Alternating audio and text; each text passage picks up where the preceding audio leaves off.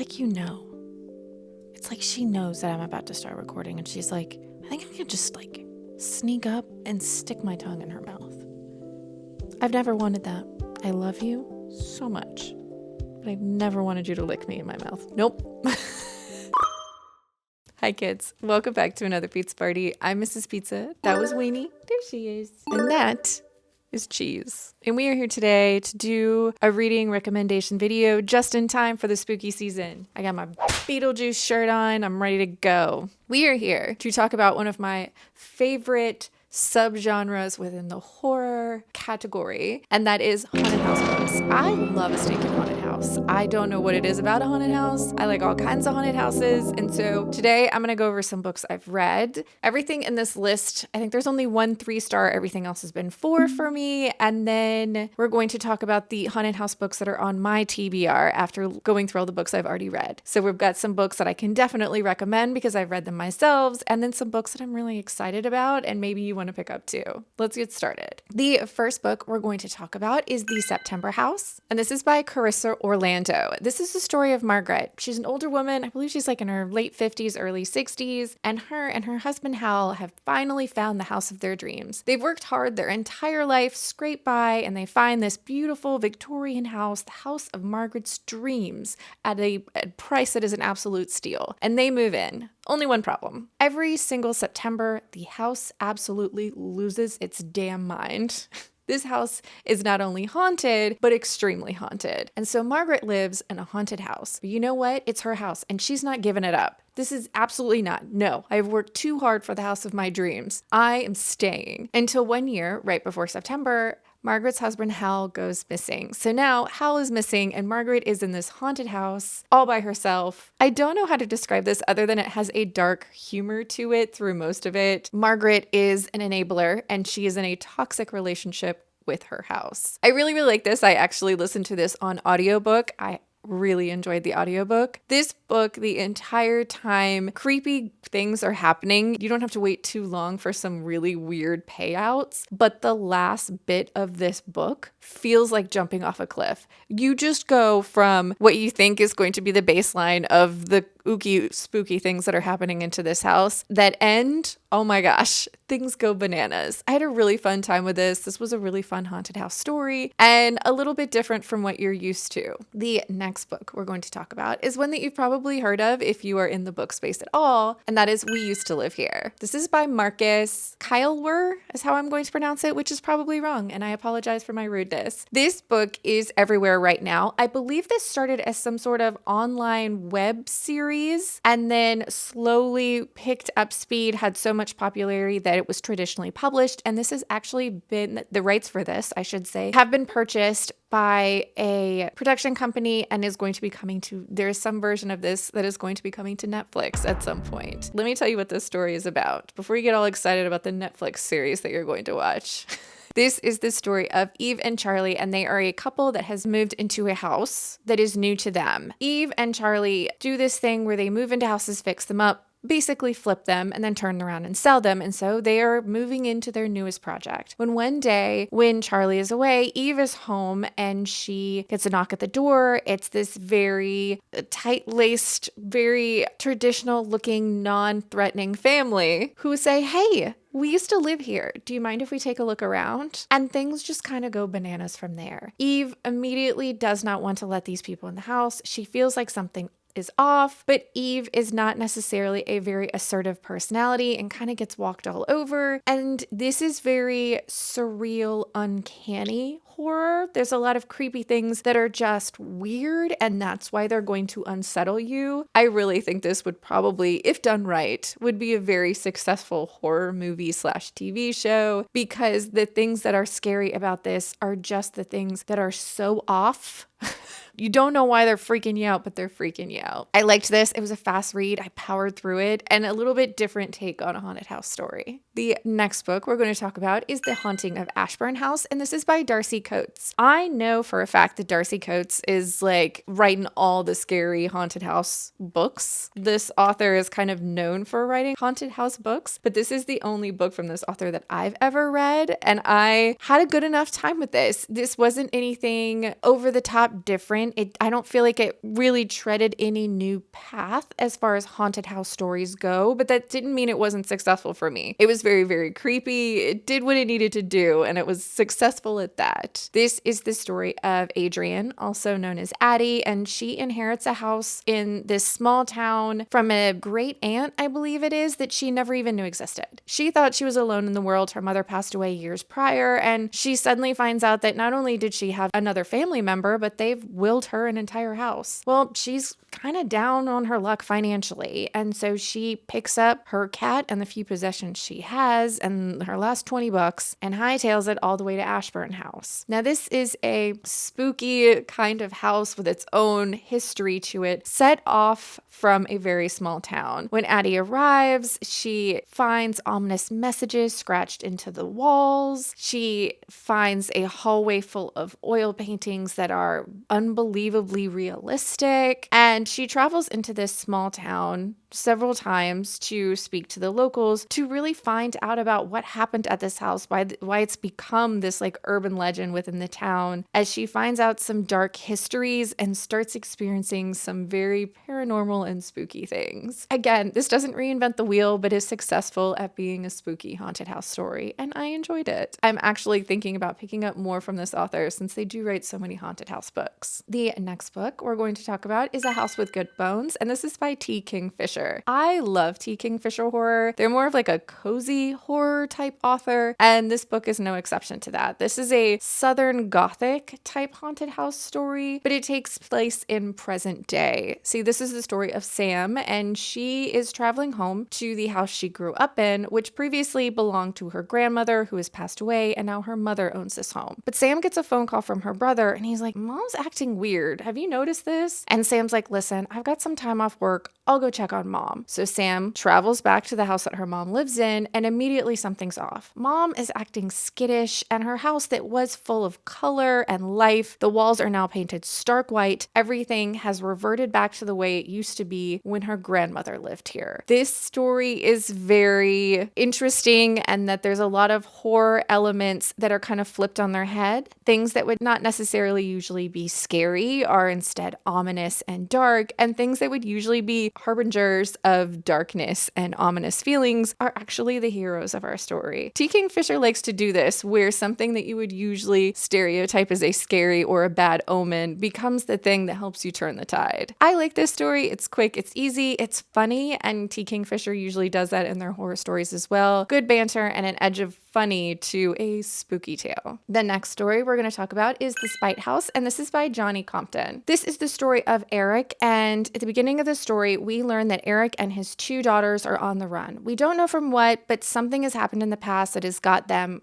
paranoid and scared and wanting to keep a low profile and just keep moving. When Eric finds an opportunity to live in this mysterious house known as a spite house, which is a house specifically built to spite someone else. It's a house built out of anger. Somebody felt that they were done wrong and they built a house just to basically to shoot a middle finger at everybody around them. So Eric is taking this opportunity to stay in this spite house with his two daughters and going to be paid by the woman that owns the house because she wants Eric to stay in the house and report back everything that happens. She has her motives to why she's doing this. Eric has his reasons that him and his children are on the run. He has a teenage daughter, and then he has a very young daughter. And the very young daughter seems very sensitive to things that might be a little paranormal. This was definitely a decent time. This is the book I ended up giving 3 stars. I believe this was this author's debut novel, and though there was a lot of things in this that I really liked, I felt that the ending was a little convoluted, and a lot of things it just felt a little too convenient. But that being said, I didn't think it was a bad book at all. I was actually impressed. It was a debut, and so I'm really excited to continue on reading from this author in the future. And I had a good time with Spite House. It's a spooky good time with these people that have a reason that they're staying in a haunted house. They're not just like, well, we bought it, so we got to stay. They have to stay. They financially have to stay. And so I really liked the reasons that were given for Eric and his family and the woman that owns the house. Everybody had really distinct reasons why this was happening. Spite House was a pretty decent good time. And the last of the books that I have personally read and enjoyed, this is The Elementals, and this is by Michael McDowell. This cover is honestly one of the reasons I bought the book. These are I believe it's Valancourt Books is republishing a lot of more obscure books that have kind of fallen out of publishing. All of the Michael McDowell books that they publish, the covers are stunning and I'm obsessed. So I picked this one up because it was a haunted house, but it had a little bit different feel to it. See, most of the haunted house books that I've told you about, there's a woods around them, things feel dark and spooky and misty, and this haunted house feels completely different. See, in this story, we have a very wealthy family whose matriarch has just passed away. And so immediately following a weird ceremony at the funeral, all of the family packs it up and goes to the family's beach house. There are 3 beach houses all in this very secluded area surrounded by sand and a lagoon cut off from civilization. They have to get in specifically purchased cars in a small town to drive across sand dunes to get here. They don't have any way of reaching outside help. They are completely secluded, but instead of being surrounded by forest, on one side they have water and surrounding them is sand. And when high tide comes in, a lot of the water cuts them off like they're their own little island. So it's just sand and the ocean surrounding these houses. There are 3 houses on this sand dune beachy secluded area. One is owned by one family, one is owned by another family, and the third house that is slowly being devoured by the sand, no one knows who owns it. This is very interesting because there's a lot of time just spent rotting at this beach location, just sitting around where it's so hot and humid, there's not much you can do. There's no air conditioning. So there's just a lot of laying around in the middle of the day, but there's still this like ominous presence of this house, this sand that is slowly filling up around them, the heat, the insufferable humidity. This was interesting. It was not what I expected, but I really enjoyed the ride. Even if I wasn't necessarily always scared, I was more reading it like, what the hell is happening? I really enjoyed it, and I'm interested to pick up more from this author now. But if you want your haunted house to feel stiflingly hot and humid, pick up The Elementals. This was a very different haunted house feel. All right, let's talk about the books that are on my TBR that involve haunted houses.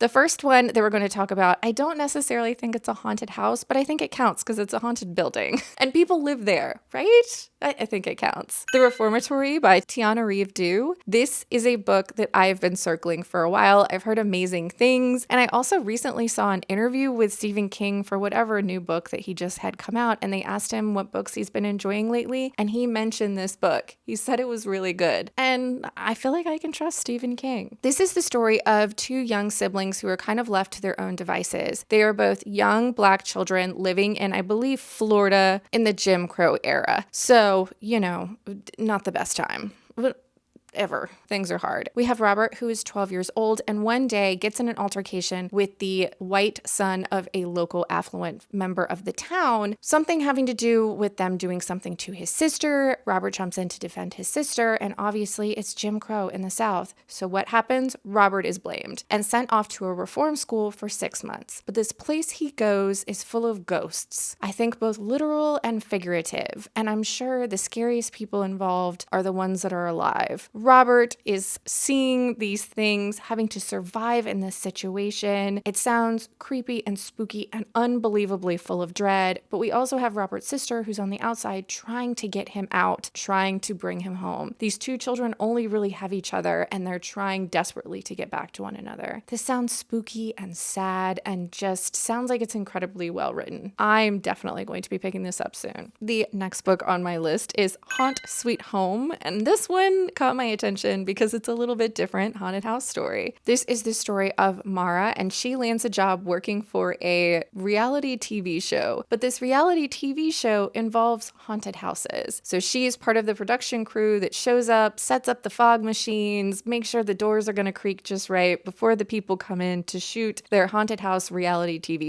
nonsense. But they might encounter some real haunted houses along the way. This says it's eerie and empathetic. It is a multifaceted supernatural exploration of finding your own way into adulthood and finding yourself. So, haunted houses, but finding yourself along the way. don't know. It sounded interesting and different. Next up, we have Ghost Mother, and this is by Kelly Dwyer. This is the story of Lily, and she just wants to have a baby so bad. And it sounds like her and her husband have been struggling to conceive when her husband Jack gets a new job that moves them from Chicago to a small town where they find a decrepit mansion. And even though it's well out of their price range, they go for it. It's falling apart, but it's all Lily wants. So her and Jack move into this dream home that was the site of a triple homicide/suicide that happened in the 1950s. Soon, Lily starts having ghostly encounters, and she doesn't know if she's having some sort of mental breakdown or she's really seeing ghosts. This sounds like we're going to be wondering the same thing. Is Lily losing her mind, or is she living in a haunted house? It sounds gothic and spooky and scary, and a young couple moves into haunted house and relationship explodes. The next book that's on my TBR is Wylding Hall, and this is by Elizabeth Hand. When the young members of a British acid folk band are compelled by their manager to record some music, they hole up in Wylding House, an ancient country estate with dark secrets. So a rock band goes to this ancient, decrepit place to record music, probably to get the vibe just right. When they start hearing things and then seeing things, and then the group's lead singer disappears and is never heard from again. Now, years later, the surviving musicians, along with their friends, including a psychic, meet with a young documentary filmmaker to tell their own version of what happened this summer. So I think this is in the format of people recounting what happened to them, and you'll get different views of different scenarios within the house. But is it haunted? Is it not haunted? A rock band, a mysterious manor. Sounds pretty interesting. And the last book, well, the last series of books that's on this list is 1689, and this is by Amy Cross. This is a series called The Haunting of Hollow House, and each book within the series takes place in the exact same home in a different period of time. So it starts with 1689, then we have 1722, 1775, and 1800. So basically, this is the story of how this house became haunted. This is the story of one haunted house over centuries and how the ghosts all came to be. So I'm assuming if you read it in order, in the first book, we're going to get our first set of ghosts. And in the second book, we're going to have our next tragedy, but we're also going to have the haunting of the people that are involved in our first book's tragedies. The evolution of a haunted house. I mean, that sounds fantastic. I'm also pretty positive at least the first book of this series is available on Kindle Unlimited. So if you have that, you can read it for free, or you can read it with your subscription because you really pay for it. So it's not really for free. But the thought of following a house as it becomes haunted over centuries, come on. That sounds so fun. But that, kids, is where we're going to end this video with all of our haunted houses for you to read about. I hope your spooky season is starting off with a bang. I hope all of the spooky stories and the horror books are just finding you in the best time and place. I am so excited about scary books for Halloween and the spooky season, and I'm gonna get on reading some more of these haunted house books. If you had fun hanging out with me and the dogs, please subscribe. I hope you're reading good books out there, wherever you are, and I'd love to hear about them. And I'll see you next time.